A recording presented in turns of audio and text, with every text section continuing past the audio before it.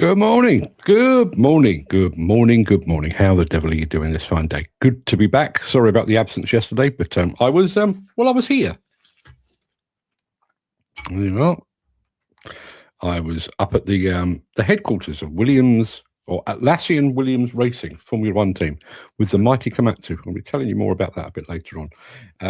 Dan saying another firm in administration. I'm about to come to that, but yes, you're absolutely right. Good morning, ladies and gentlemen, gentlemen and gentlewomen, says Gary Muirhead. Happy Friday and welcome back, Mark, from F1 land. Yeah, it was a good day. It was a very good. I'll save it, but it was a really good day. Came away feeling very inspired, oddly enough, which you'll be hearing about in the fullness of time. Marky Mark Whiting is in the house, and Dan is saying nice. I've got a whole heap of stuff to get through today, and I know I say that every day, but today is really exceptionally busy, not least because there has been some breaking news. It actually happened yesterday, but I was playing with excavators at the time, so I couldn't do anything about it. So let me see. I need to find the right button for this. It is one of these.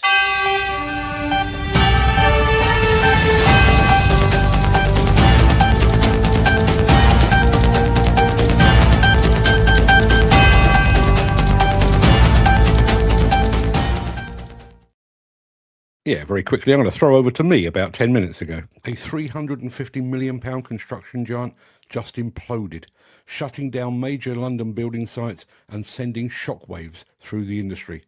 Ardmore Construction Group has entered administration.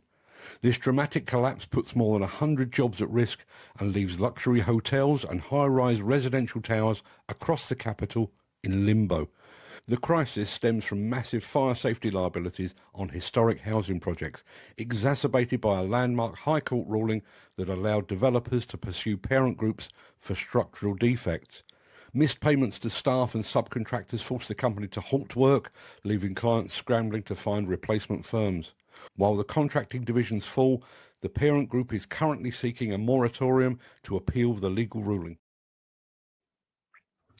So, that's the headline news. Ardmore Construction Group gone into liquidation, loss of probably about 100 jobs thus far. They are apparently trying to stage an appeal, but I think it's important to have a look at the background to this, because Ardmore's collapse has actually taken place in slow motion, and it all stems back to the post-Grenfell regulatory shake-up. When the Building Safety Act 2022 extended retrospective liability for structural and cladding defects to 30 years, a lot of legacy contractors found themselves facing ancient risks and burdened by multi-million-pound adjudication losses over historic developments in Basingstoke and Portsmouth. Ardmore Construction Limited, or ACL, was actually placed into administration in August of last year. And at the time, the wider group structure appeared insulated as directors tried to ring-fence the ongoing profitable bits of the business. But developers used the new legislation to basically pierce that corporate veil. In April 2026, a judge issued a devastating £14.9 million building liability order against ACL. And that basically established that the parent company and its associated subsidiaries could be held jointly and severally liable for the historic building safety debts of an insolvent sister firm. In other words, just because the company that was directly responsible for the collapse or for these historic building faults and defects has gone bust, the liability for that passes on to the parent company. As it transpired, the repercussions of that judgment were, swift and ultimately fatal. The looming threat of unquantifiable legacy claims severely damaged client confidence, upended payment terms, and stalled certified values on live projects. Consequently, you can guess the rest, cash flow dried up, and the company basically became unable to secure fresh contracts. And then yesterday, all of this reached its inevitable conclusion. Ardmore's core construction division collapsed into administration, basically halting work on at least 10 major developments across London, including a couple of high-profile hotels and residential projects. 5 key operating entities, that's Ardmore Major Projects and Ardmore Hotels and Commercial, have ceased trading, leaving over 100 staff members facing the prospect of redundancy. The ultimate parent group is still trying to avoid total insolvency by applying for a company moratorium to basically stop the whole process. Whether that will be successful or not remains to be seen. But it does, I think, send a really chilling message to the wider industry. Corporate restructuring basically offers you no protection from the long reach of the Building Safety Act. I remember something very, very similar to this back in the day, and I'm probably going back about 30 plus years. Operators of landfill sites faced a similar kind of thing. The rules were basically changed. So sometimes, a landfill contractor will operate a big hole in the ground, dump all the waste, cap it, landscape it, and then go off and do something else, leaving possible leaching of unpleasant toxins and methane gas and all that kind of thing. Well, up until about 30, 35 years ago, you were kind of at liberty to do that. All of a sudden, the government stepped in and said, nope. You are responsible basically for that landfill site forever, more or less. And I know it caused a lot of heartache among the waste management part of the sector. And we've got exactly the same thing again. Now, I fully understand the Building Safety Act. I realise it was probably the appropriate response to all that happened with Grenfell. But if this is the case, bearing in mind the way that these industries or these companies work, this notion of, you have lots of limited companies within a group company. And there's always been this notion that, we'll allow that failing limited company to go pop, but the rest of us will stay absolutely fine and dandy. Not any longer. Not any longer. The goalposts have moved. And just very, very quickly on that same notion, the goalposts have moved not just for regulations like this. There was a case not so long ago where a company was involved in a site fatality, and the company, after the site fatality, had basically gone out of business. Whether it was directly because of the trying to avoid the fallout from that site fatality, I'll leave you to figure that out. But the government basically dragged that company back out of administration to ensure that they were, held responsible, and the fines were levied as a result. So, yeah, the rules are changing. I'm going to go back to the chat. How are all you porn addicts and filthy animals, ladies and gentlemen? Well, I'm certainly very, very well. As I say, I will tell you more about Komatsu at the end of the show, because today's morning monologue is vaguely related to Komatsu. But what an oddly inspiring day, and it was a weird day. The machine we went to see primarily was this PC220 LCI-12. Now, I've seen the PC220 LCI-12. I wish it had a nickname, but that's what it's called. I first saw it at Bauma. I saw it again at ConExpo. I saw it again at Samota, I think. So I've seen it 2 or 3 times, and I must admit, despite the fact that I thoroughly enjoy spending time with the Komatsu folks, there was a bit of me that thought, I'm going to see a machine I've already seen. Now, the one thing I would say, first and foremost, which is actually what convinced me to go in the first place, is that exhibitions don't really allow you to fully appreciate a machine. I mean, yesterday's weather was awful, so even then I didn't get to see it working for more than about 5 minutes, which is a damn shame.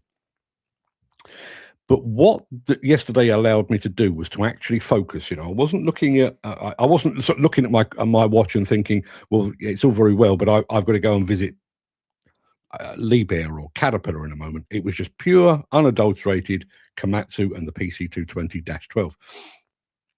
But the other thing, the kind of the lasting feeling that I got, having kind of hung out with about a dozen Komatsu people, is just how proud of that machine they are. Now,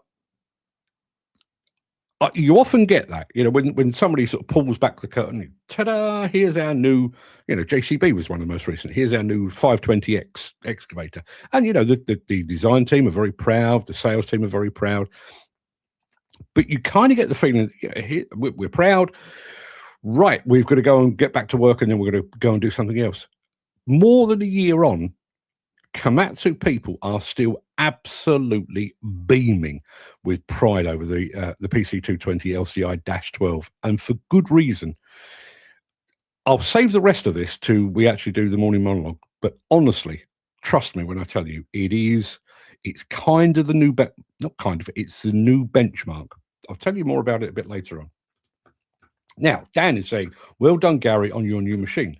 Yes, well done on your new machine. I do need to do a thing right about now. This is a double whammy, actually, because that's for Gary on his new machine, but it's also for Andy Dalvell. Now, I've not seen Andy in the chat yet, but he's just passed his motorbike test. So congratulations to Gary on his new machine. Congratulations to Andy Dalvell on becoming a certified motorcyclist. Mercy's here as well, saying good morning. Dan asking how many job losses. At least 100. But again, as with all of these things, that will be 100 internally. Quite what the repercussions will be on the wider industry, supply chain and so on, consultants working for it, subcontractors working for it, remains to be seen. But that's a £350 million company gone to the wall. And bearing in mind, it's only a couple of days ago that we were reporting on Stuart Milne Group up in Scotland, who were a £250 million company. So we've lost, quick maths, we've lost 600 million quid's worth of companies in a couple of days. Not good at all. Well, that's more sad news for the industry. It's madness. Yeah.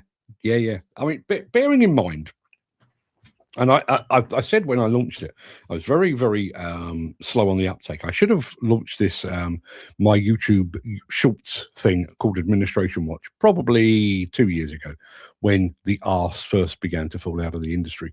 But I didn't. I sat on it. I felt it was a bit negative, if I'm being completely honest. I know it's valid news, but I thought the idea of actually having a YouTube series based upon the demise of demolition and construction companies, I felt a little uncomfortable with it. But the longer it went on and the more and more I saw them, I finally bit the bullet.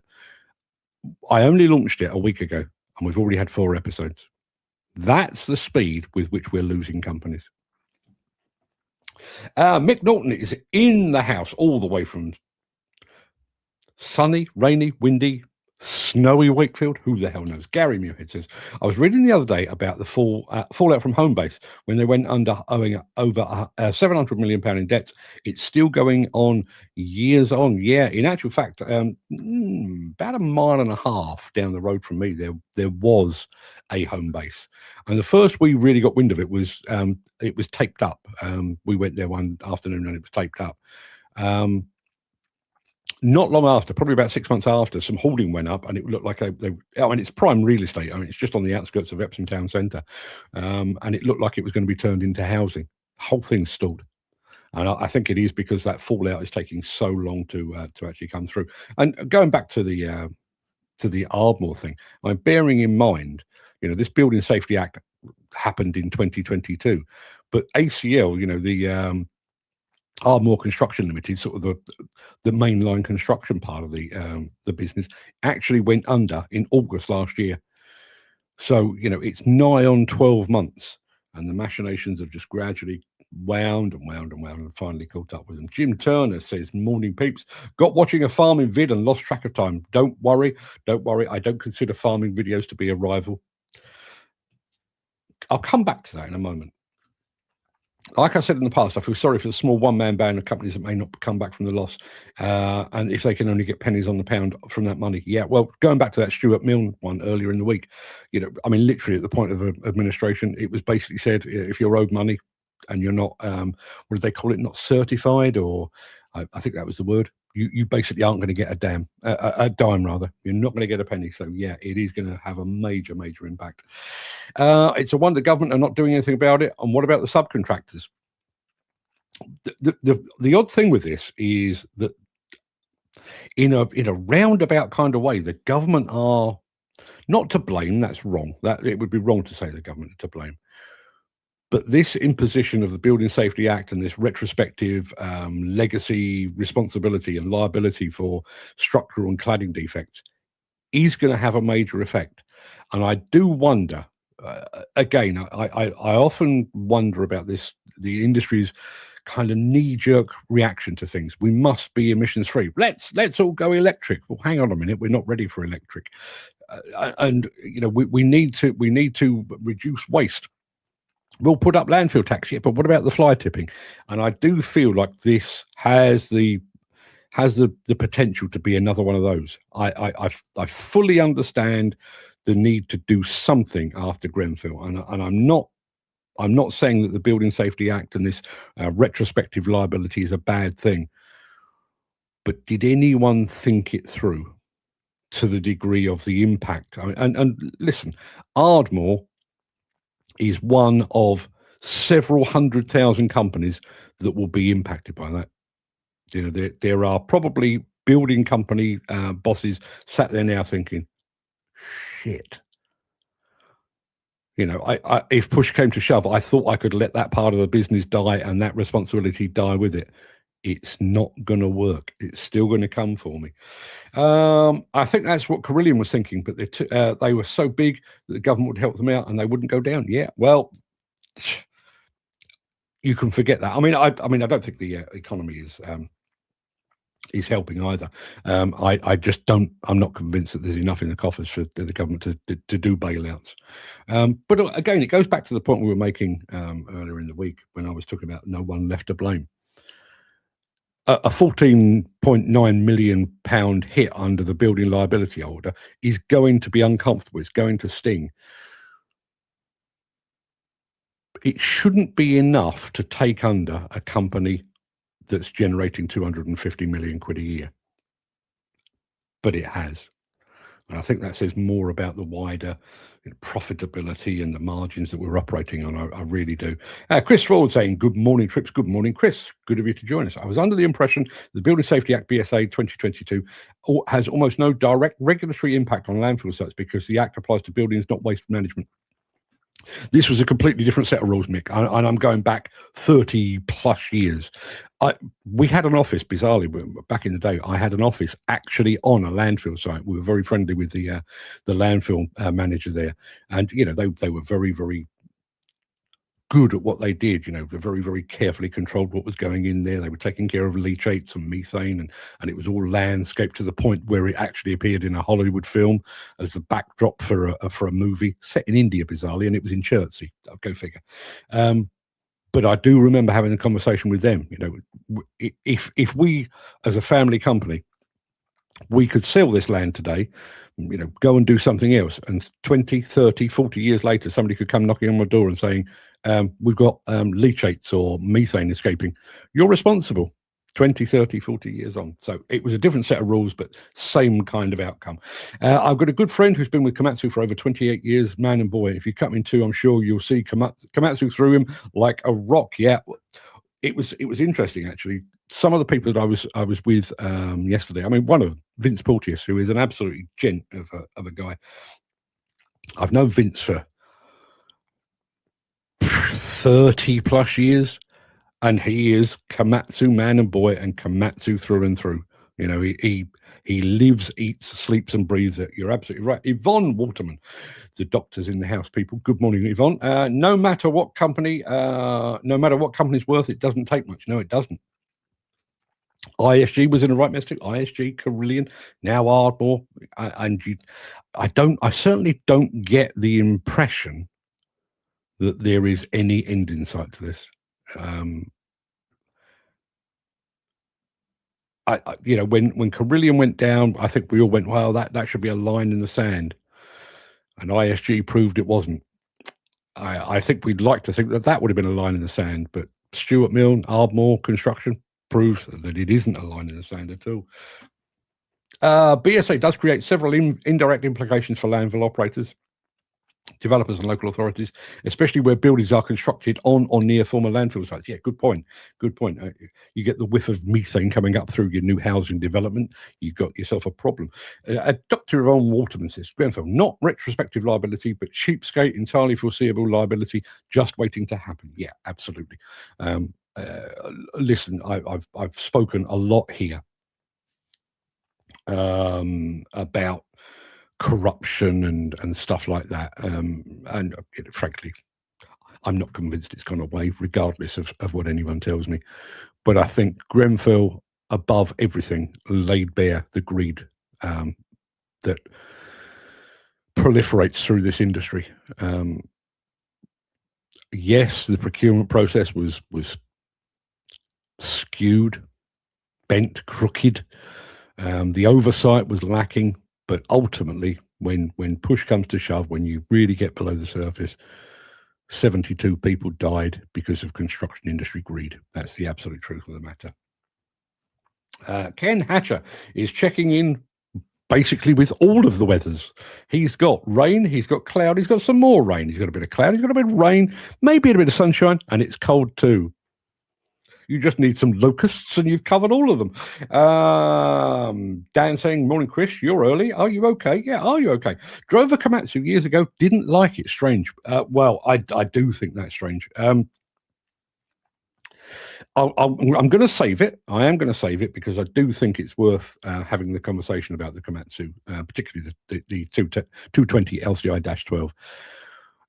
After I came back from Balmer, I said on this very show that I considered it to be, the new high watermark for excavators. And here we are, a year and a bit on, still the case. Still the case.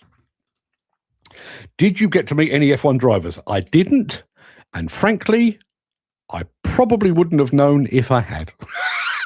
Yeah, I enjoyed. There was a guy took us around the Williams team museum, and this is a really unusual one, and I'm really quite impressed with this. They have kept all of the cars that have basically raced through the years. So Nigel Mansell's car was there. Very, very sadly, the car that Ayrton Senna died in has been rebuilt and it's there.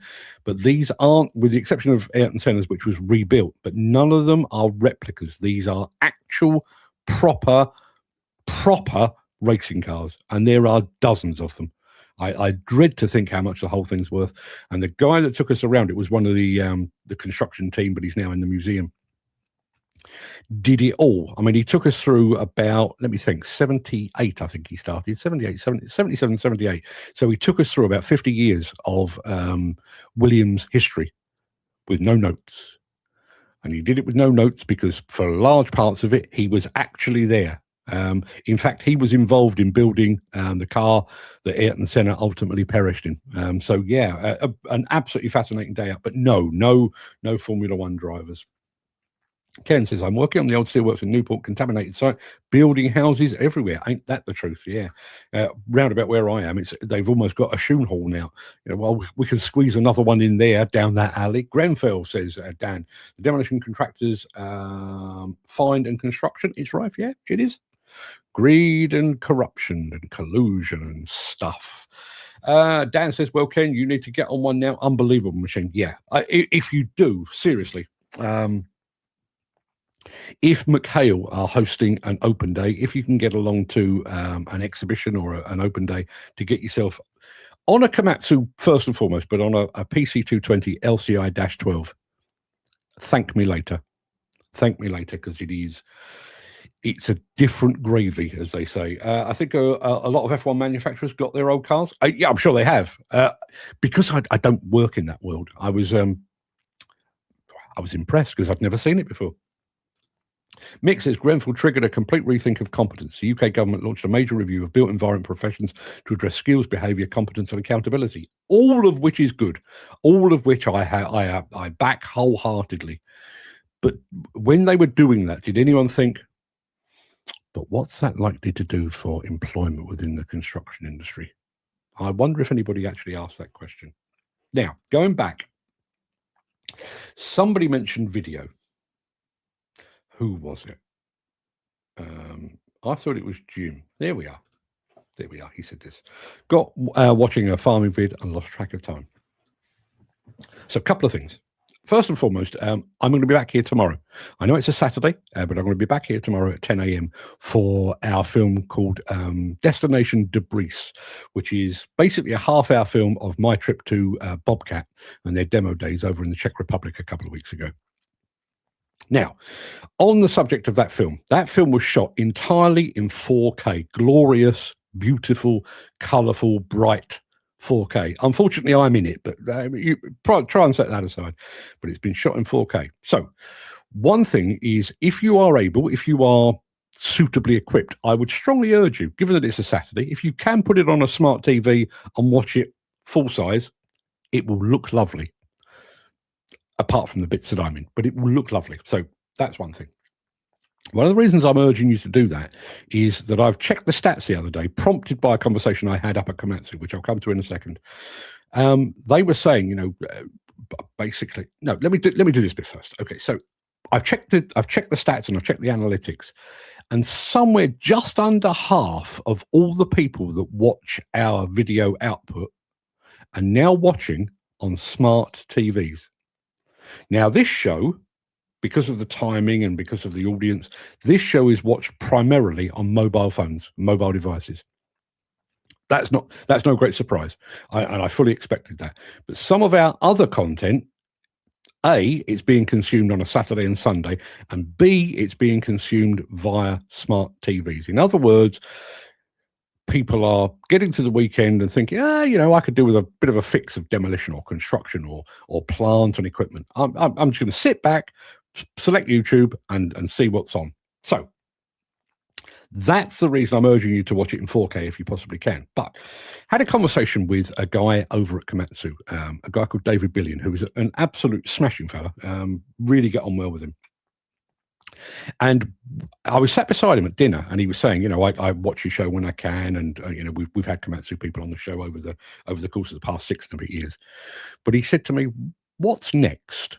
What do you do next?" And I said, "Well, how do you mean?" And he said, "Well, the way that the way that YouTube is going, and again going back to the fact that a lot of people are watching this on smart TVs and on YouTube." It's becoming like a TV network, and we're not doing that. So as it stands at the moment, imagine I or this is ITV or BBC. I come on, I do an hour and a half, sometimes 2 hours on a weekday morning, and then the entire channel goes offline until it comes round again. It's a good point, and I can only be in one place at any given time. I've not managed to get myself cloned or anything, so there is a bit of a challenge there. But it has really set me thinking about some of the output that we're doing here. There was a time when I first started doing all of this that there was a mad rush. I'd go to plant works and I must broadcast live from plant works, and I must go and find a bit of Wi-Fi signal so I can upload this minute and 30-second video to keep people entertained. It might keep them entertained, although increasingly I think people are just scrolling through. But I think we're missing a trick. We're missing a trick, and that trick basically is longer form, giving people the ability to basically sit down, have a cup of tea, put their feet up, switch on YouTube on their telly or on their iPad or on their computer, and let something entertain them, inform them, educate them perhaps over half an hour or an hour. Now, it just so happens, this was entirely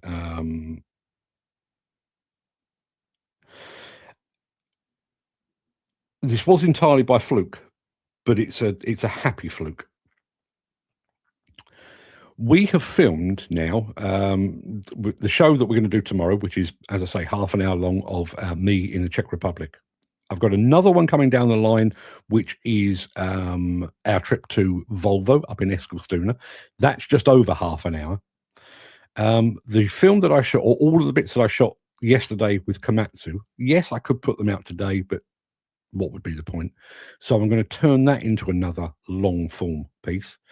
We're off to see this Hydromax, JCB's latest land speed record, on Tuesday next week. So there's no show Tuesday. Do another one then. And then I'm going to Hillhead. Now, under normal circumstances, what I would normally do is I'll go to a stand. Here's a look around the Liebherr stand. End. Here's a look around the Komatsu stand. End. I'm going to turn Hillhead into our own review show.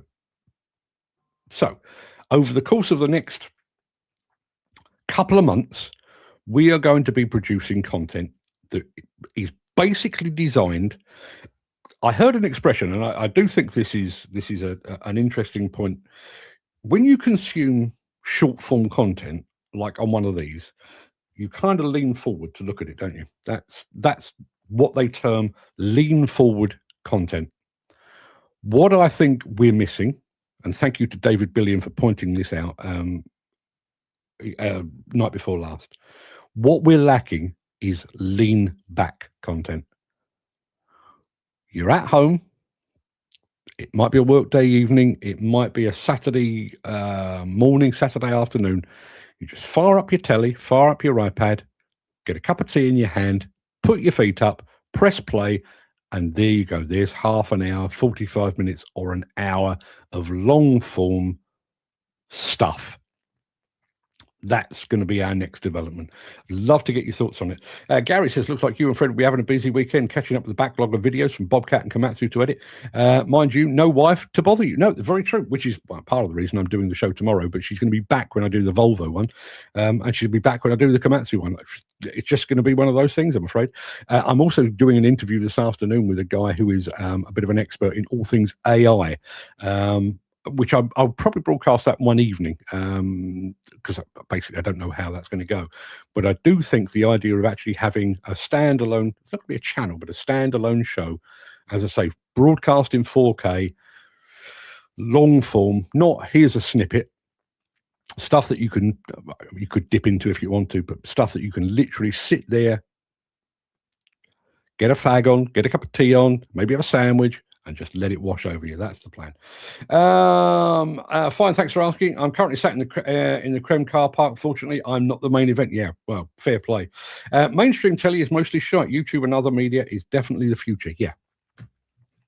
As I say, David Billion at Komatsu basically pointed out the obvious to me.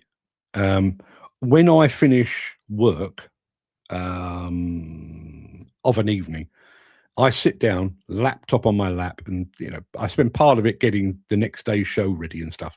But I sit there and watch long form content by other content creators, partly to learn how they do it, looking at lighting setups and audio and stuff. But that's how I consume my media now, and I'm not alone. I do think it's worth a try. It's worth a try. Let's see what it does. Looking forward to it, as I'll be back from the gym. Good. Well, don't get yourself too tired because it's going to be good stuff. That's going to be cool. Yes, I hope so. Clarkson's Farm is fantastic. Apparently watch more than Amazon's Lord of the Rings series, and at a fraction of the price to produce. Yeah. And again, I wish I do. I will start the show in a moment. I do wish that there was another me. Ideally half my age, better looking, and probably female. I'd love for that to be a thing so that we could actually do it as a kind of an offshoot so that I could concentrate on continuing this, but that would take place in the background. Not sure that's going to happen. Not sure that's going to happen, but if we can, we will. Need to get the odd Saturday shows in order. Yeah. Well, the good thing about the Saturday shows, which I'm not doing it this week because, as I say, I'm basically on my Jack Jones on Saturday. There's no wife here. Fred's off playing golf, so I can just sit here and have a natter. But the nice thing about the Saturday shows is I can actually set them up, basically schedule them, and regardless of whether I'm here or not, whether I'm in the country or not, whether I'm traveling or not, the show will just take place and you will be able to watch it. So that's the plan. What would you call this new show? Good question. And if anyone's got any suggestions on that, I don't know. We did kick around, in actual fact, many years ago, long before we started the live stream, we actually had a show or a series called Diggers TV. The problem is Diggers TV is a little bit restrictive. If you think, it would be absolutely appropriate for the one we've done with Bobcat. It'd be entirely appropriate for the one that we've done with Volvo. Mostly appropriate for the one that we've done with Komatsu, and then we're going to see this Hydromax, which is not a digger at all. I don't know.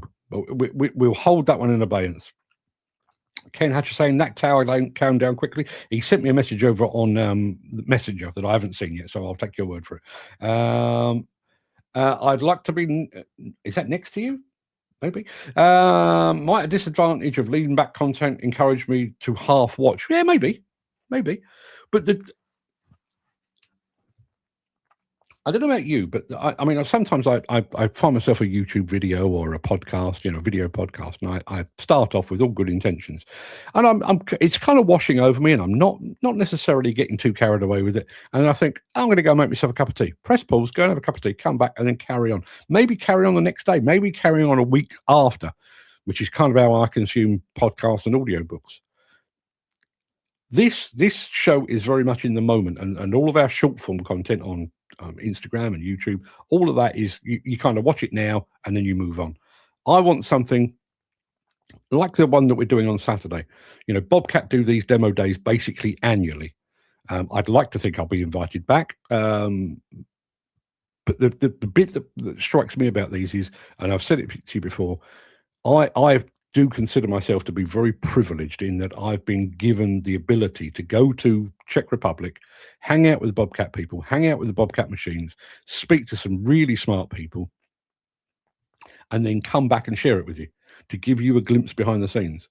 And if you want to watch that in 25 minutes start to finish, or if you want to watch that in bite-sized pieces of 5 minutes, if you want to fast forward to get rid of me off the screen and just get to the plant, I don't blame you for that at all. But all of that is within your power, basically. Dan says, I'm in Paddington today on a 3-ton Takuchi. Lovely little machine, as it should be. When will you find time to get some fishing in with all this new stuff going on? Did you see Ted in Gone Fishing the other night? I didn't, no. I tend to save things up, to be honest. So I like Clarkson's Farm, I've not watched a single episode of the new one. I'm going to save it up. When it's all there, I'll just binge watch it over a weekend. And again, that's another thing that we'll have the ability to do. If you find yourself at a loose end, like I am this Saturday, and you want to sit down and just consume an hour, 2 hours, 3 hours of non-stop plant and equipment, you can do that in long-form format. We're 38 minutes in, and I've done nothing so far.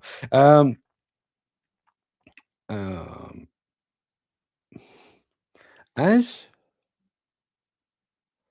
HEEL job came to a stand,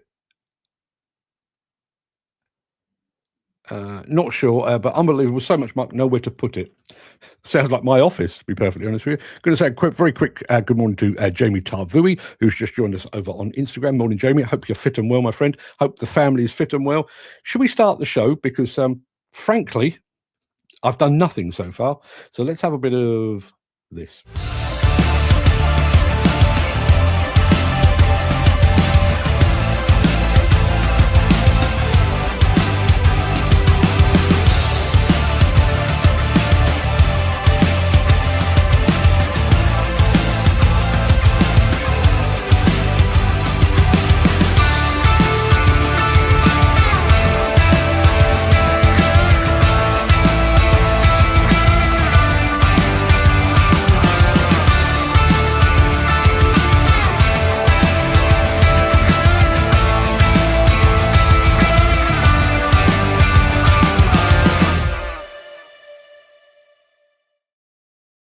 Okay, just to clarify, Dan's basically saying his Hemel Hempstead job is at a standstill. That makes perfect sense now.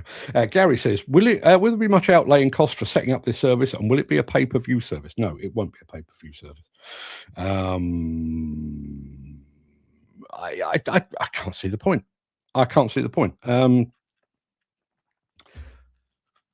By and large, one way or another, directly or indirectly, I kind of get paid for what I do anyway. And if, for the sake of a bit of additional video editing, we can put together some shows that people really enjoy. Basically, what I'm hoping here, cards on the table here. We've done a film with Bobcat. They don't know about it, but I've done a film with Bobcat. I've done one with Volvo. Did one yesterday with Komatsu. Doing one with JCB next week with the Hydromax. And then going to do Hillhead as well.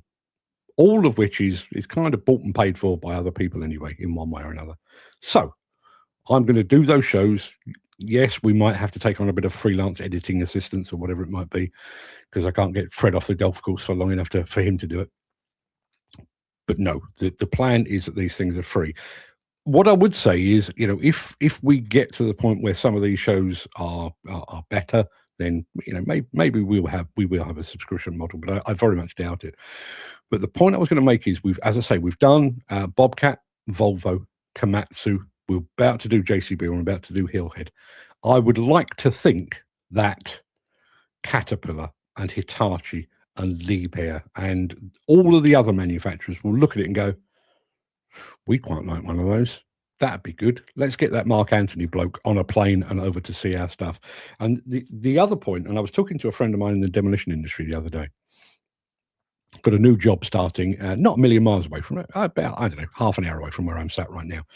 And when we tend to cover demolition sites, is we go along on a given day, get the drone up, get the 3D cameras in, maybe put a camera in the cab, speak to some of the people, and then 5, 6, 7 hours later, we bung it all back in the car and we bugger off home, which is fine. It's fine. And as a snapshot of that demolition project at a point in time, it's great. And I do think, I can say this because it's mainly not me doing it, I do think we film demolition and construction very, very well.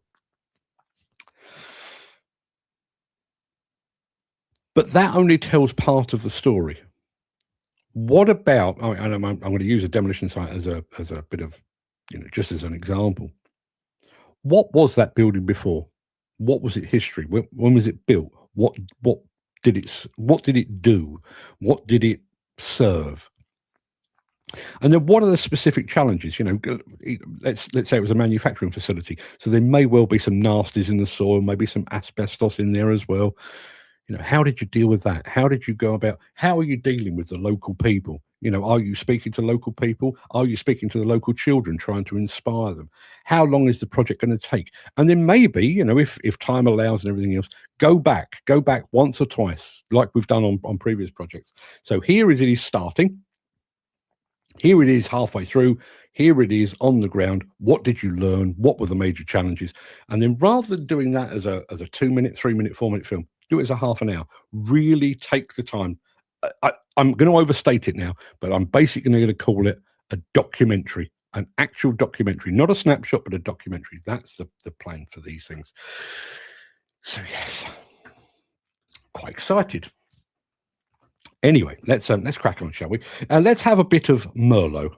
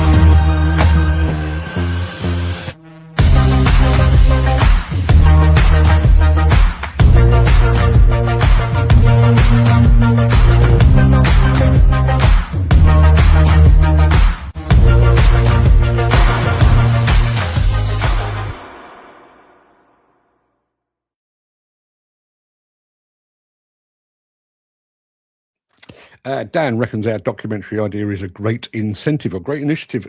Well, I like to think so. To be honest, I don't think it's you lot I've got to convince. To make this properly work, I've got to convince a wider audience, which is going to cost some money. We are going to have to advertise it fairly widely to make sure people are aware that this is actually taking place.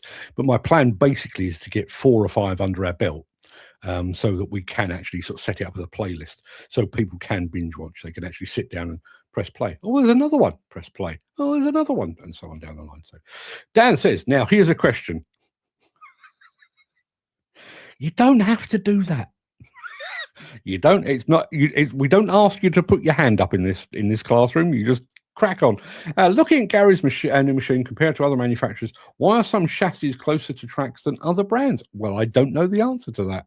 I'm sure there is a perfectly reasonable explanation, but what that explanation is beyond my pay grade, I'm afraid.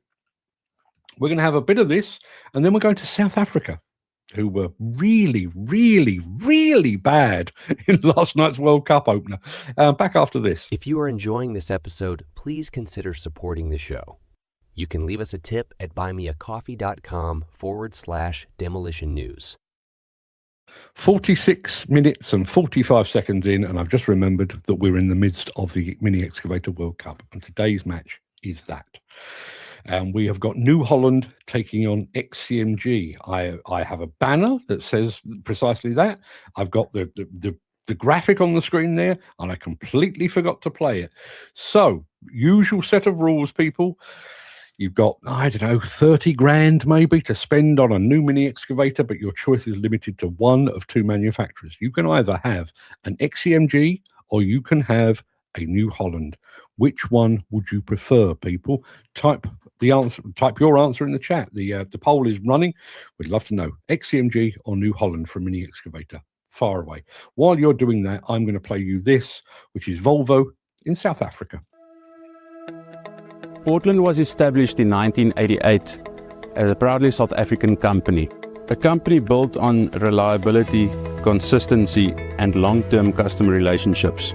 Our core operations include quarrying, aggregate supply, drilling and blasting, ready-mix concrete, and precast hollow core decking and walling systems. Supporting major construction, civil, and infrastructure projects across the Western Cape. Over the years, we've expanded both capacity and capability to meet industry demands while maintaining the flexibility and customer-focused approach that set us apart. So most of our equipment run on a 10-hour life cycle. Some of the equipment that's got a higher productivity or higher intensity environment would be cycled out a little bit sooner. Babcock helps us with the calculation on the total cost of ownership and help us decide when is the best time to cycle these machines out. Babcock consistently goes above and beyond the normal expectations. In my experience, they truly prioritize customer relationships and operational understanding. Their senior management is always accessible and only a phone call away, which speaks volumes about their commitment. The Babcock staff that I work with on a regular basis makes the effort to understand our immediate operation pressures, assess our equipment requirements, and accommodate us whenever possible. Beyond this, Babcock continuously drives partnership improvement across all staff levels, something I truly appreciate. Dealing with a Babcock team on a professional level is actually quite fun. These guys are professional and you get communication straight. They've got a culture of supporting the customer and helping the customer achieve what they need to achieve. Working with Babcock, operational downtime, knowing exactly what your operational cost would be, and reliable machines are definitely a great input into the company, and it helps us to be stable and to be able to grow. There's a lot of suppliers in the market. I think once you work with Babcock, you would exactly understand why it's worthwhile to work with a company like this. And the support is something from out of this world. There's not a lot of companies in South Africa that can give you the backup and support that you get from Babcock.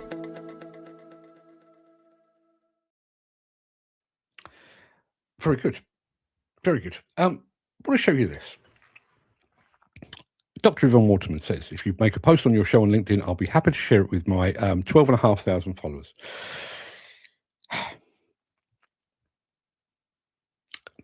Dr. Yvonne Waterman is one of the smartest ladies I've ever had the good fortune to spend time with. An absolutely lovely lady. And she does stuff like that. Yvonne, thank you very much indeed.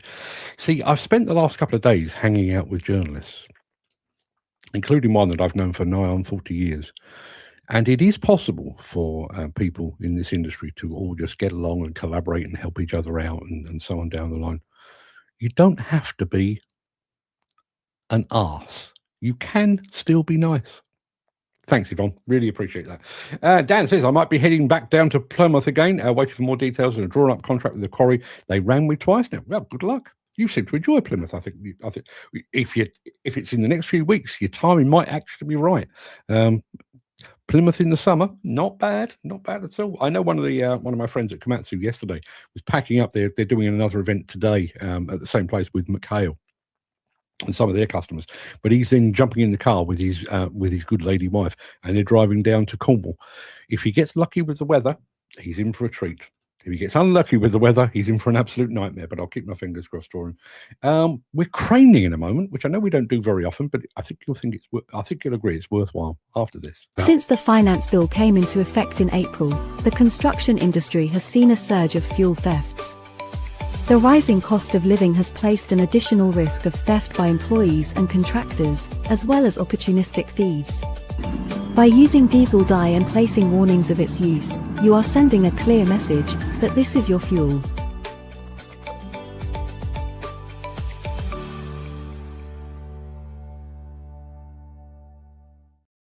Now, we don't normally do cranes, but this kind of exacerbates what I was saying about all things about documentaries and stuff. I mean, deploying a crane, you could have done this in 30 seconds, but why would you do it in 30 seconds when you can take 5 minutes and really show the job properly? This is Liebherr with another of their movie epics.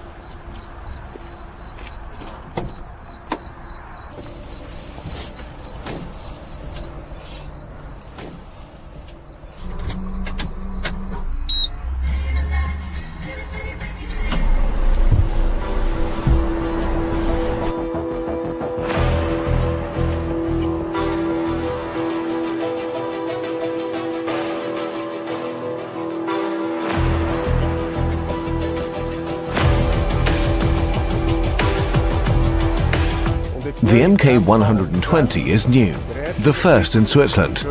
It's much nicer to drive, much more stable thanks to the 6 meters shorter boom.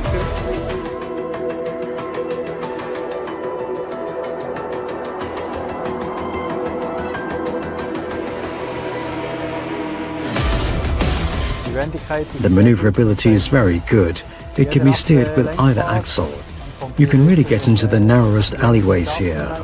The MK120 is particularly suitable because it requires little space on the ground and has a high load capacity. The cost effectiveness is excellent because we can deploy the crane very quickly.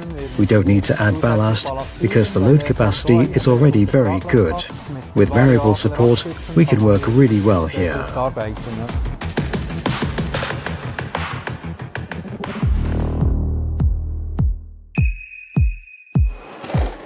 We now also have the Liduro trailer here in Bern, so that we have low noise emissions and few other emissions.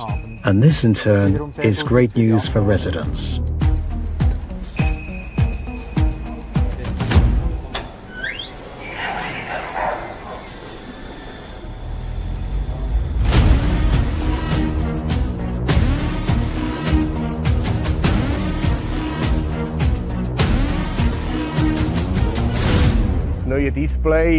The new display with touchscreen is luxury. Everything is superbly set up for operating and driving. Really great.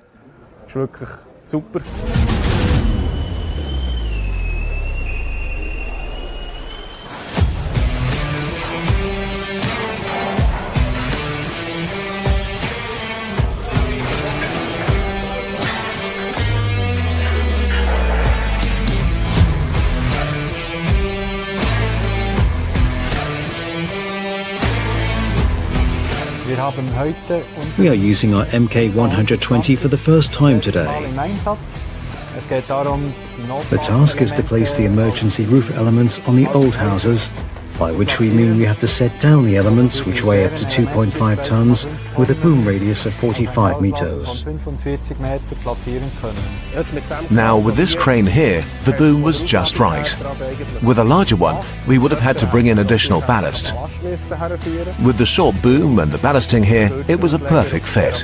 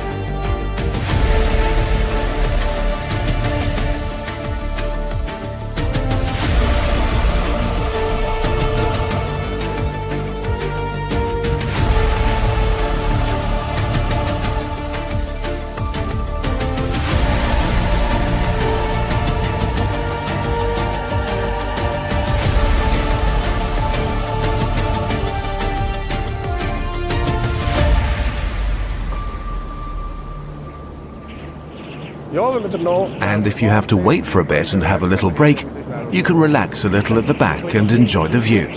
Bern, the old town, looking tip-top in the beautiful weather.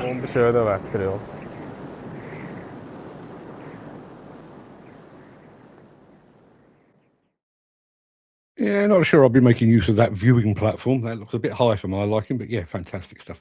Dan saying, any news on your asbestos book leaflet update, Yvonne? Yvonne has an asbestos magazine.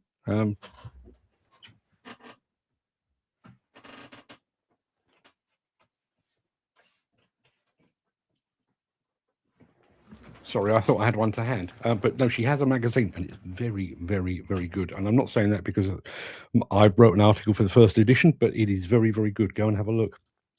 Mixes, cranes, a discipline with unquestionable need for occupational competence. Quite right, too. I wish Tristan Mays was in the chat right now, and I could probably point a finger at him and say somebody just called you competent, and then laugh. But I can't do that because he's not there. I think he's in Norway or thereabouts. Going to do you a very quick reminder. There is an outright leader at the moment, but we've still got another couple of minutes to go. If you've got your own money to spend and you've got to choose between a New Holland or an XCMG mini excavator, which one would you prefer? That's what we need to know from you. I'll be doing the actual prize. I'll be doing the result in just a moment. After this and a quick word from Caterpillar on condition monitoring.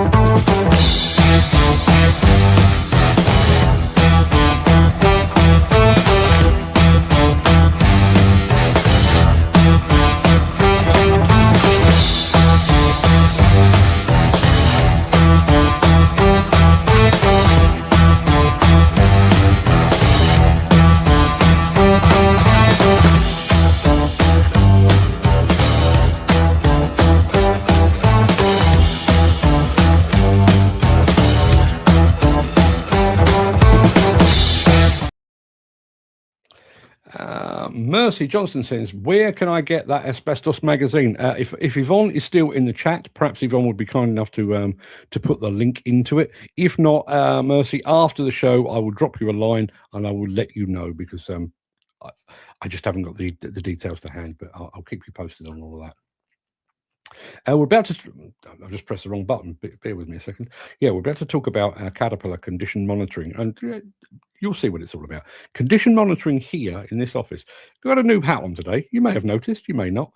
Supposed to be summer weight. I am sweating like a dead donkey right now. I don't know what's going on. I've got a horrible feeling that my wife put the heating on when we had all that unpleasant weather earlier in the week, and I'm sweating golf balls here. In addition to which, I'm tired, really quite tired. But yeah, we press on. So Caterpillar condition monitoring. What if you could focus on what you do best, while experts handle the rest? From your biggest operational challenges to the daily issues that slow production, drive up costs, reduce machine availability, and impact safety, Caterpillar Condition Monitoring has you covered. Leveraging the global Cat dealer network, Caterpillar expertise, advanced analytics, and AI technology, our condition monitoring solutions help you optimize operations and achieve your goals. It starts with connectivity. Our Product Link hardware and Vision Link and MindStar fleet management platforms work together to track your assets and monitor utilization. Then translate it into actionable insights that can improve efficiency and boost profitability. We combine data from multiple sources. Product Link delivers equipment event alerts and diagnostic codes. Cat SOS services fluid analysis for oil, coolant, and fuel. Equipment inspections through Cat Inspect, maintenance histories, site assessments, and safety events, all flowing into one complete picture of your fleet's health. Our team of condition monitoring advisors combines deep expertise with cutting-edge analytics to review and interpret this data, helping you proactively identify anomalies and areas for improvement. The result?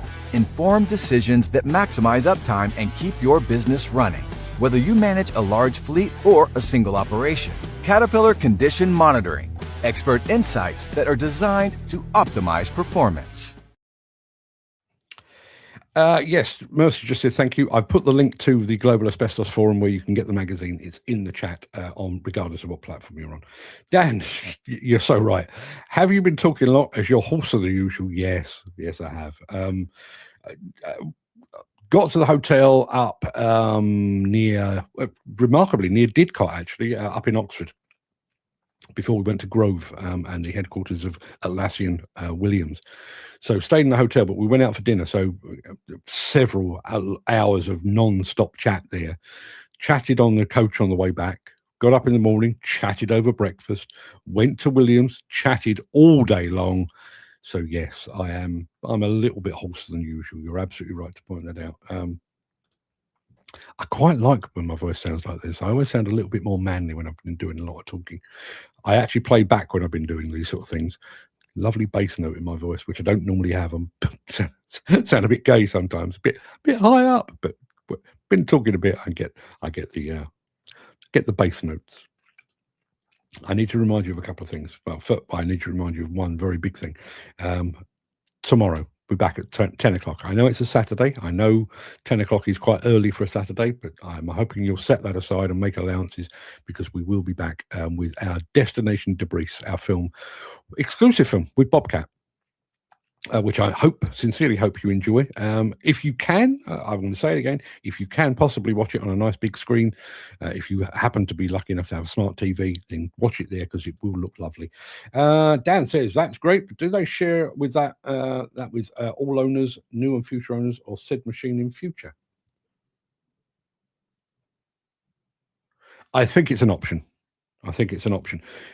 I'm about to tell you a fact, though. In the morning monologue, you know, we kind of go back and forth on all things technological. The game's up. I'll tell you now. Listen to the morning monologue because all of those that are currently sitting on the fence in terms of driver aids and machine control and stuff, it's over. You'll hear. Bizarrely, I was just talking about him. Tristan Mays has just popped into the chat and he says, morning legends. Tris, just to let you know, somebody in the chat just described crane operators as competent. It's like they've never met you. Thank you for turning up at just the right time. I was so keen to share that. Right, it is that time. I'm going to remind you very quickly, show again tomorrow.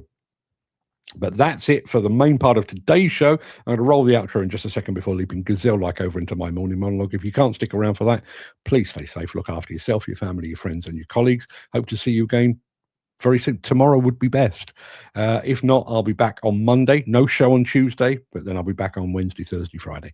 If you do have the time and the inclination, however, I'd like to share something with you. Tristan Mays has just come back when we were talking about competent crane operators. He says, I can soon change their minds. Yeah, I believe you could. Right, okay, let's have a bit of this, and then it's morning monologue, kind of dedicated to Komatsu.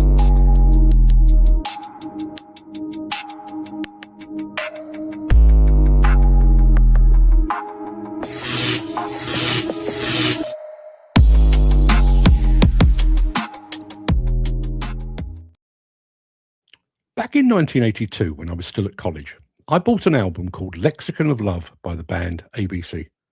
I bought it on vinyl and I played it so much that I actually wore it out. I've subsequently owned that same record on cassette, CD, and in MP3 format. According to Apple Music, it's the album I played most in 2025. 44 years on, it remains my favourite album of all time. Just over 4 decades. And I still have my vinyl copy, though I will grudgingly admit that the sound from Apple Music is at least comparable and probably a bit better. When I attended my first ConExpo exhibition back in the late 1980s, I had with me a black and white film camera, a reporter's notebook, and a biro. To file my copy, I had to send a roll of film via courier back to the UK. I then sat at a manual typewriter in the press office, wrote my review of the show and faxed it back to the UK. A day later, I called the office to help them match the photographs with the article, which had since been retyped back in England. At the last ConExpo, I aimed my phone at the machines and broadcast the whole thing live. In the cases of both that ABC album and in my day-to-day job, I've witnessed a revolution taking place over the span of 40-odd years. But the pace of that progress is increasing. It's about 12 years since I first reported on Komatsu's intelligent machine control system. I remember it well, although for all the wrong reasons. The system was such a step change from the heavy iron I usually reported on that I had to sit down with a Komatsu representative for a one-to-one just so I could grasp what this newfangled technology was supposed to do. My subsequent report on that system has, thankfully, been lost in the mists of time. But while I wasn't dismissive, I do recall thinking that intelligent machine control was at best a niche product for a very select customer or application, or at worst, a novelty, technology for the sake of technology. Which proves 2 things. Firstly, it proves that I lack vision and foresight. And secondly, when the world's second biggest maker of construction equipment sets its sights on the future, you should probably trust their judgment. Because here we are, just over a decade later, and the tide has turned, leaving me looking like King Canute. We've crossed the technology Rubicon. Sales of intelligent machine control Komatsu excavators now outstrip sales of regular dumb machines. Despite protestations from some operators about how driver aids and controls undermine their skills, Komatsu's IMC revolution has already been a success. And yet, rather than resting on its laurels, Komatsu has pushed the envelope even further with the IMC 3.0 system baked into the first Dash 12 machine. And that marks the PC220 LCI Dash 12 machine as one of the most advanced excavators the construction equipment world has ever seen. And this categorically is not technology for the sake of technology. In fact, this is the application of technology to truly make an operator's life easier. Take a couple of examples. IMC 3.0 comes with features that are specially designed to IMC 3.0 comes with features that are specially designed to simplify trenching. The swing to line function swings the upper structure and aligns the bucket center with the center of the trench automatically with just the press of a button, leaving the operator to concentrate on more pressing matters. Trenching not your thing? And how about this? The machine also features semi-automatic loading with auto swing control. That allows the operator to set a digging point and an interference avoidance point like the skip of a dump truck or a crusher hopper. The system will then automatically swing the machine and lift the bucket over the truck body or the crusher hopper and then back again to the digging point. Even setting aside the potential productivity gains, imagine the reduction in fatigue if you can just relax while the machine precisely takes your bucket full of material to precisely and safely where it belongs. And if you are entirely fixated on productivity above all, then Komatsu's got you covered there too. In addition to the usual eco and productivity modes, the PC220 LCI-12 features a P+ mode, or as it was described to me, Diablo mode. P+ mode increases production by up to 18%, but that's not even its best trick. It does so while drinking roughly the same amount of fuel as the previous PC210 mode. It does so while drinking roughly the I will get this right. It does so while drinking roughly the same amount of fuel as the previous PC210 in standard mode. Komatsu claims that its latest excavator is the most technologically advanced machine in its class, and it really is very, very hard to argue with that. But it's more than that. It's not so much a game changer as a turning point. At a time when more than half its customers are choosing the smart machine option, Komatsu has the smartest machine that money can buy. The fact that Komatsu has arrived at this point just over a decade after it first mooted an intelligent machine future is testament to the company's foresight, ingenuity, and innovation. The fact that over the same period, the smart machine has become the smart choice merely underlines the pace of progress. And there's no signs of it slowing anytime soon. There you are. PC220 LCI-12, the excavator benchmark. Listen, if you want to go over into some of the big mining excavators and that kind of thing, yes, I'm sure you can find something equally advanced or equally technologically equipped. But in that class, 21, 22 tons or thereabouts, it is the benchmark. And I say that as a Volvo fan, as a Liebherr fan, as a JCB fan, as a Caterpillar fan, and a fan of all the other brands. As it stands right now, that's where it is. And the most important, the point that I wanted to really highlight, and I've got to admit, Komatsu almost dropped this in as a throwaway. The fact that we have now, as I described it, crossed that Rubicon. There was up until fairly recently. Well, I'd quite like a dumb machine. I don't want any of the technology. Over here, I'd like the smart machine. Those smart machines are more than half of the Komatsu excavators sold. Another thing to bear in mind. Again, I'm a JCB fan, and we talk about JCB being a great British manufacturer. The PC220 LCI-12 is made in Burtley in the northeast of England. That was where it was developed. That's where it's made. If you buy one, and I would strongly urge you to do so if you're in the market. If you are in the market to do so and you want to buy one, you're basically buying a British-built product. Yes, it's got a Japanese name on the sign, but it's a Japanese machine that speaks with a Geordie accent. Tristan May says, cranes have restrictions in the computers, which we use mostly for working on railway jobs.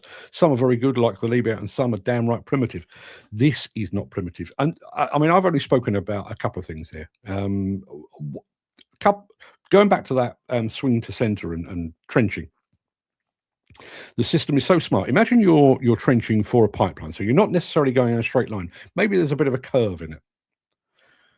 Not only does that machine return you to center so you can dig and dump or windrow or whatever it might be, but it's also programmed so the machine is backing up, and as it's backing up, it's actually following the curve that you've pre-programmed.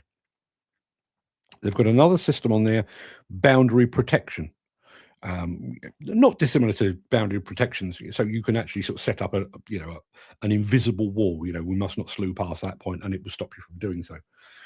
But it is so smart that if you imagine you've got an overhead power cable, as an example, overhead power cable, let's say 5 meters above your machine, and while you're on the flat, that restriction is it's 5 meters up, so you can't go above that. But if you track up an incline or up a bench or whatever it might be onto a heap. The machine figures that out. So if you've gone up a meter, your height restriction is now only 4 meters because, you know, the power cable is still above you, but you've got closer to it. It's that smart. Trust me, if you get a chance, if you do get a chance to go to Hillhead, I urge you to go and have a look at the Komatsu stand, look at the PC220 LCI-12 and book yourself a test drive because really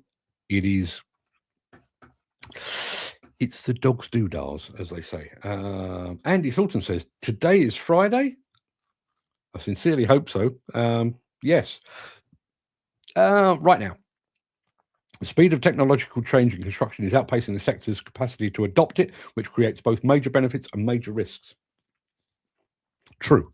Very true. Wouldn't argue with that. What I would say is some of the stuff that's built into that machine, and this machine is not unique. I mean, I think it's got more about it than most others. But I do think that this one will take a really good operator and make them a great operator. I also think it will take a bang average operator and make them good. And because I got the time to actually chat through things with Komatsu, I was speaking to a guy called Paul Dickinson, one of their product managers. And yes, you know, if you're paying your hard-earned cash to get yourself a PC220 rather, your main focus is, you know, I want it to be as productive as is possible. I want it to be safe. I want it to be very, very low on fuel consumption. You get the idea. But imagine the unseen benefit of things like that return to center and the auto loading. And this is how Paul described it to me. You've filled the bucket and you're about to put that load into a dump truck, but because you've just pre-programmed it, which takes about a second, you set your dig point, you set the obstacle point, and you basically press a button and it remembers that. So you dig, you've got your nice full bucket because that's what an operator does. You press 2 buttons and the machine goes up, it goes over the side of the skip or over the side of the hopper and deposits it. And this is how Paul described it. He said, imagine for that 5, 6, 7 seconds that machine is taking care of that for you, and you know it's going to be safe and you know it's going to be correct, the operator gets to go, just take a moment, just take a breath, just imagine what that will do to your fatigue levels over an 8, 9, 10 hour shift. If you can just every once in a while, with basically every pass. Okay, I'm back on. Imagine. Is the PC220 a replacement for the PC210, or can you still get it? It is a replacement for the PC210. Yes, you're absolutely right. And again, going back to that Diablo mode, and it was done tongue-in-cheek. I'm sure nobody outside Komatsu ever refers to it as that. But that P+ mode, 18% more production, but the same level of fuel consumption as the previous model in standard mode. Not eco mode, but in standard mode. That's progress right there. Reluctance to adopt new tech, skill shortages, training costs are the main reasons the industry is struggling to keep up. Yeah. And listen, you can, if you're that way inclined, you can probably... I've just seen a comment from Jim. I'll come to that in a moment. You can probably take the negative view on this and say that this is one step away from, you know, full automation. And maybe it is. I'm sure Komatsu possess the technology to make these things entirely operator-free. But like I said, if you can take an average operator and make them good, take a good operator and make them great, and if by the adoption of this kind of technology, you can welcome in the next generation with tech with which wouldn't be alien to them. I do think it's the right machine for now, but I think it's the right machine for those looking to the future. I really do. Dan says, I can't wait to get on one. Whatever it takes. reach out to McHale, get yourself to Hillhead, there's going to be a new plant show next year, by the way. Not just Plant Works, which is moving to the NEC. Boo, hiss, I won't be there, but there's another one as well. Does the industry need 2 plant shows? Yeah, I'm not entirely convinced, but there is going to be another one. Jim Turner, this is the bit that made me chuckle. New innovative plant show, Nips TV. That should get you a few clicks in search engines. You can tell he's a YouTuber now, can't you? I see you gaming the algorithm. Nips TV, indeed. I mean, I have noted it down just in case, but thank you, Jim. I love the new technology for an operator that becomes too reliant on technology, loses judgment, adaptability, and situational awareness. 3 things that prevent accidents. Yes, they do. I mean, bearing in mind, this machine is built in with, you can get options for human detection and cameras and all that sort of thing. But how many times have you been on a site and seen an excavator bucket clip, or in some cases clout, the skip of a dumper, or a hopper on a crusher or a screen, or a site dumper? Set your dig point, set the obstacle point, so you basically get to the high point of the hopper or the dump truck skip. You set another point there, and at that point, after 2 buttons, and there is no way that you are going to clout that machine, because the machine is making sure that you don't. There's another point. As I say, there's so much more. I would urge you to go and check up on the Komatsu website, because there's way more than I told you. There's another system, and this really did stand out for me because of my love of all things demolition. They've got a system on there. Yes, you can pre-program lots and lots of attachments. It takes into account quick couplers and tilt rotators and all that. It's all that clever stuff. But it's got another thing. I can't remember what it's called, but it's basically like a cab encroachment system. So a hydraulic breaker is quite a long thing. There have been instances, far too many, where an operator has basically crowded the attachment back, lowered the boom, and the breaker has come in through the window. There's a device on the Komatsu PC220 LCI-12. You can basically set it so that when that breaker is coming towards the window, it decelerates. But you can also have one that basically stops it entirely. The deceleration gives the operator time to think, oh, Christ, that's getting a bit close, and basically stop. But there's also one that basically says, if it's getting too close to the cab, just kill it. It will not go any further than that. It's a safety thing. It really is. One of the reasons that I want to do the film that I'm going to be doing from Komatsu is I was astonished with the synergies between Komatsu and their partners at Atlassian F1. Obviously, if you're in the F1 business, you are looking for maximum power. Well, over in the world of construction equipment, we do the same. How do you get every last ounce of power out of a piece of equipment? Well, you embrace technology. F1 is doing that. Komatsu is doing that. There's a facility within the whole smart suite of Komatsu IMC, Intelligent Machine Control, where you can simulate a job before it begins. And not just simulate it like a digital twin, although that's kind of useful in itself, but you can actually simulate it and say, okay, well, we've got this amount of material to move from there to there. We currently have 2 20-ton excavators and a couple of ADTs. And you punch that in, and the machine will say, actually, if you can find 1 30-ton machine or 1 40-ton machine and 3 ADTs, it will make you 10% more efficient. And it will make recommendations based upon that. Simulations, as you'll see in the film when it comes out, they've got a whole bank of F1 simulators at the Williams facility, because they are embracing simulators as well. There's just so many synergies. And the other thing that struck me, aside from Komatsu's immense and ongoing pride in the new excavator, is when I mean, I'm not an F1 fan, I'm not a motorsport fan, but when I think of amount of money that's in it, and the technology and all that goes into it, I kind of think of, well, I think of the automotive sector as being more advanced than the plant sector, but I think of the F1 sector as being even more advanced than that.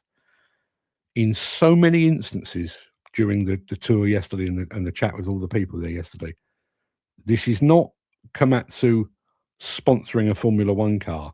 It's not Komatsu following the Formula One lead. They're on a par. They're absolutely on a par. They're doing things for different reasons. You know, we want power for productivity and dig strength and torque and everything else, whereas a car wants speed. But in so many ways, the two are basically completely in line. Looking forward to bringing you that film. What about 13 to 20 ton machines? Have they updated these? They haven't, but they are very, very clear about the fact that this is but the first of the Dash 12s. There are more to come. Probably sooner than you might think. I can't tell you any more than that because I heard this on the QT, but yeah, probably sooner than you think. So watch this space. As I say, I'm probably upsetting every other excavator manufacturer in the world right now by saying this, but as it stands at the moment, PC220 LCI-12 is the benchmark. I think once those other machines roll out, which won't be long, I think Komatsu will be the benchmark. Watch this space. Might there be a danger that once the tech is removed from the operator, it becomes exposed? Skill set shrinkage. Do pilots perhaps suffer when the autopilot disconnects? Possibly. But in answer to that, and this is not a complete answer, and I understand your caution and I understand your concern there, Mick, but the one thing I would say, and which is why I was so keen to highlight it, is this notion of crossing the Rubicon. Up until not so long ago, you know, months ago, not years ago, but up until months ago, we had a kind of a black or white as far as technology is concerned.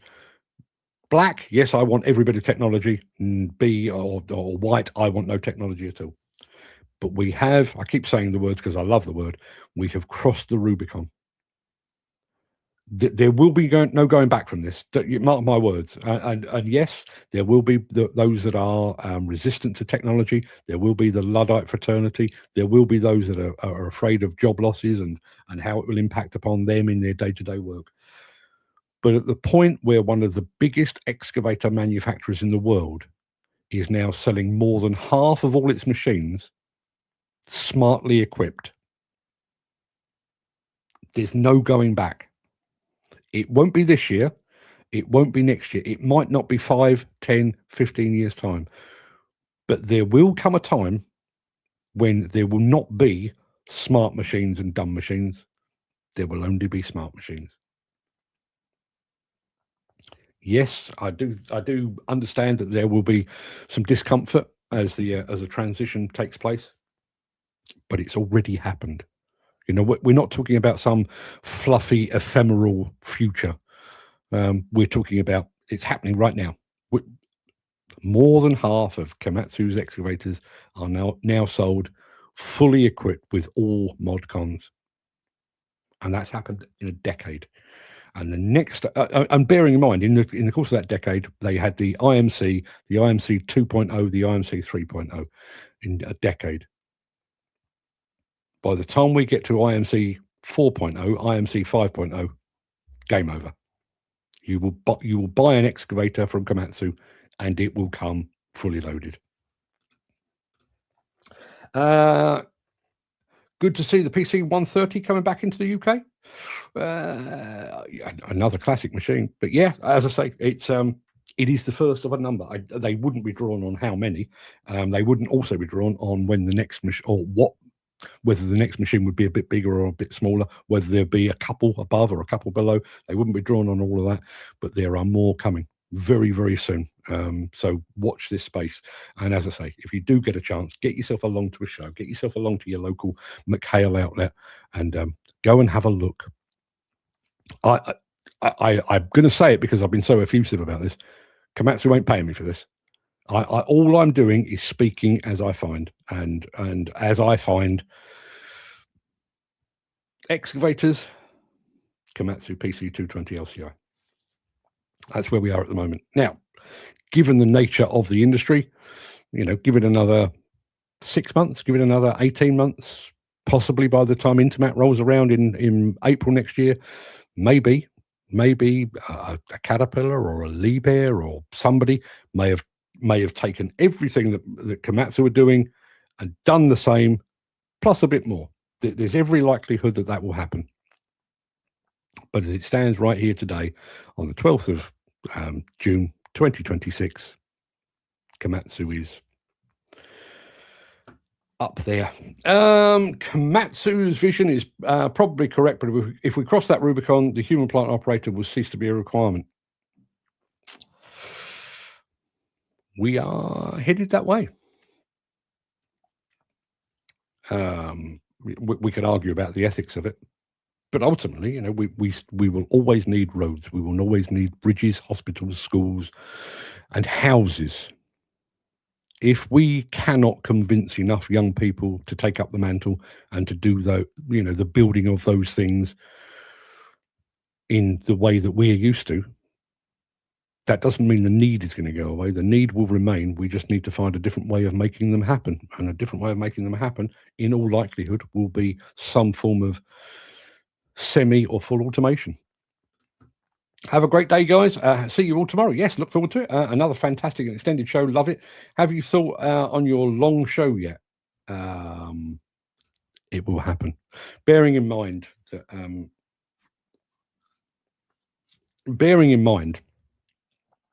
that we will have lots and lots of long form content.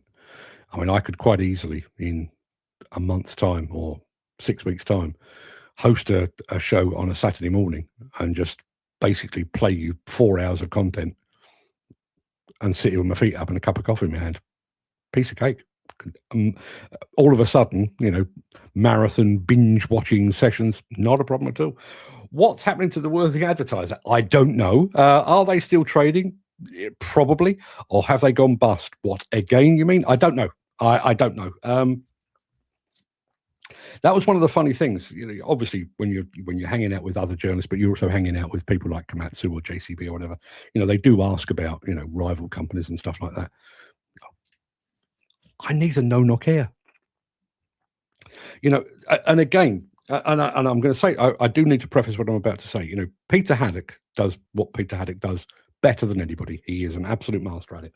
A couple of weeks' time, he will be at Hillhead and he will be running from stand to stand and he will be, uploading bits to LinkedIn. Hi, I'm Peter Haddock. I'm on this stand, and he will do it brilliantly. And I admire him enormously for what he does.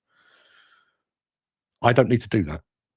I can go to Hillhead, or me and Fred can go to Hillhead, and we can take our time, take a week, take 2 weeks, take a month to sit down and piece together a full-blown documentary. If you happen to get to Hillhead, you'll be able to relive it. If you didn't, and I know a lot of people won't get to Hillhead because of work commitments, you will be able to sit down for half an hour, 40 minutes, an hour, and let me show you exactly what Hillhead was all about. You can enjoy it almost as much. You won't get the smell of diesel and hot dogs cooking in the sun. You won't get to experience the rain and the fact that you can't use your mobile phone and various other bits and pieces, but I will be able to share with you the experience of being at Hillhead. And it's a horses for courses. Peter's over here doing what he does, and as I say, I literally tip my hat to him because I think he does what he does very, very well indeed. But that's not what I do. We're not rivals. We're not competitors. I'll be over here doing something completely different. And funnily enough, OTM Attachments just popped into the chat all the way from Japan over on Instagram. I can tell you I'm actually meeting up with one of the people from OTM Attachments while we're at Hillhead. Looking forward to it enormously. So keep that under your hat. They had one at Scott Plant. I was very impressed with it. Smart machine, smart thinking. Smart machine, smart thinking. Komatsu, if you're watching this, there's your slogan right there. Smart machine, smart thinking. Gary, you're right. Operators train on screens, not soil. A generation is emerging who learn GPS before they learn ground, trust the model before more than their senses, can't operate without assist. And I take your point. I do take your point. Man alive, I'm hot in here today. I do take your point, and I can't argue with you. I think you make a very good point, and I think it's a very valid point. But let me ask you this. If a young person, not a young person, if a person learns to drive a car today, whether they're 17 years old or 45 years old or 60 years old, they learn to drive a car today. They pass their test and they are now at liberty to go and buy a car. Would you expect them to buy an old car with no sat-nav, no power steering, no ABS braking, no electric windows, no heated seats? Or would you expect them to buy a current car that has all mod cons and then to embrace those mod cons? And assuming that the answer to that is yes, but buy a new car and get all the mod cons, does that make them less of a driver than someone that does remember manual gearboxes and clutch starts and all the nonsense that went with that? Does that make them less of a driver? My personal feeling is it does not. And I think you also need to allow for the passage of time. You know, I learned to drive in a manual car. That was how I passed my test. I learned to drive in a manual car. I've not driven a manual car in probably 15 years now. Still can. You know, I know roughly how it works, and I'm fairly sure it would come back to me. But I don't want to. You know, I live in the real world. I want a car with sat-nav and heated seats and electric windows and automatic transmissions and ABS braking and airbags and all of those things. I don't think that the addition of any of those things over the past 35 years of me as a driver means that I've lost my skills. My skills have not been impinged or undermined in any way. If anything, because that's all taking care of other stuff. You know, for example, GPS. I used to drive along with a map on my lap. Listen, statute of limitations, the police can't nick me for it, but I used to do that.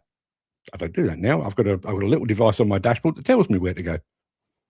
That's a step forward. Would I really want to go back to a map on my lap? No, I damn well wouldn't. I've just realised I've seen that thing scrolling across the top of the screen. I think we probably all know the answer anyway, but I've forgotten to announce who is our winner. So let me go over to this button here. I'm going to show it, and I'm going to stop the poll, at which point we should discover who our winner is. There you are, New Holland. With, this is the first time this has happened, 100% of the votes. 100% of the votes. Yeah. Congratulations to New Holland. You go through to the next round. XCMG, one of the biggest manufacturers in the world, just fell at the first. So who have we got coming up next? I will flag this up before I go and have a nice cold drink to try and cool myself down. Where are we? Hour and 38 minutes into the show. Good God almighty. Right, okay. Next round, which will be on Monday, we'll pit Mechalak against Case. Oh, tough one to call that. Tough one to call, but that will be the next. And then after that, it'll be Volvo versus Shantui. So Mechalak and Case on Monday. There's no show on Tuesday. Volvo and Shantui on Wednesday. Yeah, that's how that will all pan out. So yes, well done. Well, some vote. Yeah, I was expecting I was kind of expecting New Holland to win, if I'm being completely honest. I wasn't expecting it to be a landslide. Buy old and learn to get on, and then in a few years update to more modern. Why would and I realise they do two different jobs, but why would you do that with a car? Yes, I could go and buy an old banger, from 25, 30 years ago. Yes, I would be penalised for the emissions and everything else, but I could go and buy an old banger with manual gearbox and graunchy old clutch and stuff like that. Why would I make my life more difficult? And again, I would say to you again, does somebody that has learned to drive in an automatic car with all of the bells and whistles that modern cars have, does that make them a worse driver? Does that make them a better driver? Or does it just make them a comparable driver? To my mind, it makes them a comparable driver. Mick, I see that every day, and it's a very valid point. That's going back to Mick's point about people that haven't learned the ground. Listen, I agree. I am going to pull the plug on this show in just a moment because I do need to go and prep for the next one. I do agree. Understanding the ground, understanding your surroundings, understanding the manner of site work, and the way that things flow and ebb, and I do think there is a validity to that. But I think what happens within the confines of a cab, why would you not want every single aid, every single bit of Bluetooth connectivity, the nice climate control, the comfy seat that warms your cockles and other bits as well? Why would you not want that? Given the chance, I'd still relive my days on a 10 RB dragline. And I'm sure you're absolutely right in all of that. But you've done that. You have done that.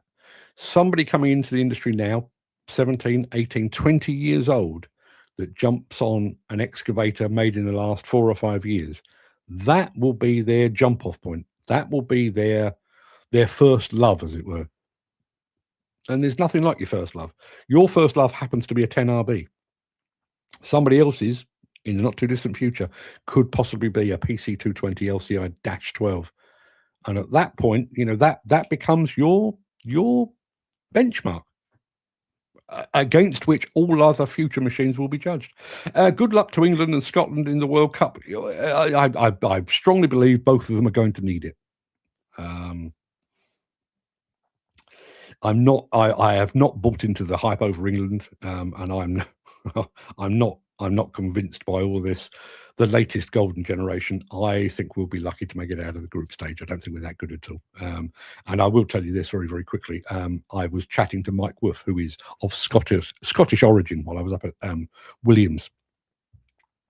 And he is married to a German lady called Petra. So half the house is Scottish, half of it is German. And I said, what happens in the event of a World Cup where Scotland end up playing Germany? Who do you support? And Mike chuckled and went, well, that'll never happen. So I don't think he's particularly hopeful about Scottish progression either. 60 years on, I'm still on the learning curve. Yeah. And there, I think, is the point. Your learning curve began a long time ago on machines of a bygone era. The learning curve, I think, is more shallow now because of the advent of technology, but it just happens to begin with machines like the JCB 520X or the Komatsu PC220 LCI-12. I wish there was shorthand for that. That sounds like such a mouthful. But I do think over the course of the last 40, 50, maybe even 20, 30 years, that learning curve to be a very competent operator has shallowed. I do think, back in the day, it was shaped like that. It was an almost vertical climb. I do think with the advent of technology, it's become a bit of a shallower incline. I'll be back tomorrow, 10 a.m. for Destination Debris. You can see what all the fuss is about. Look forward to enjoying that with you. Let's teach Mark to operate a crane, and he can teach me journalism. I'm not sure. This is Tristan Mays over on Instagram. I'm not sure which of those is more unlikely. I reckon I could make you a better a better journalist than you could make me a crane operator. You speak English. Badly, obviously, but you speak English. You know how a keyboard works. I reckon you could get the gist of it. Me in a crane, I'd be a danger to me. I'd be a danger to you. I'd be a danger to everyone around me. But if you would like to apply for my journalist training course, you know where to find me. Scottish football is the only league where VAR doesn't ruin the game. It'll come. Technology has taken away the learning. I don't fully agree with that. I do still think you need to learn. And there are very real instances, I think, where some of these technological systems actually make that learning easier and more readily available. Going back, one of the guys from CM Labs popped onto the chat the other day, you may recall. and they have an AI built in. And I realize this is a simulator, but this exists in the plant world as well. You can actually consult with an AI. How do I do this particular operation? And the AI will not just tell you, it will also show you. Imagine that. You've got your competence card, you've been on a machine for a while, but now you've encountered an application that you've never encountered before, because you are still quite new.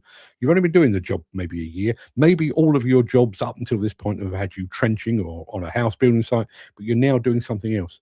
Imagine, rather than waiting, rather than risking it, or rather than waiting, rather than popping it out of your machine and going to consult with somebody else, rather than watching a YouTube video when you get home at night, press a button on your touchscreen display. How do I do this? And the AI will say, "Oh, you do this. Look, I'll show you." That's a step forward, right? Surely. People, that's an hour and 3/4. I'm sure you have better things to do. Go and have a good day. I'll see you back here again wherever you're watching today. I'll be back here again tomorrow at 10 a.m. I look forward to showing it to you.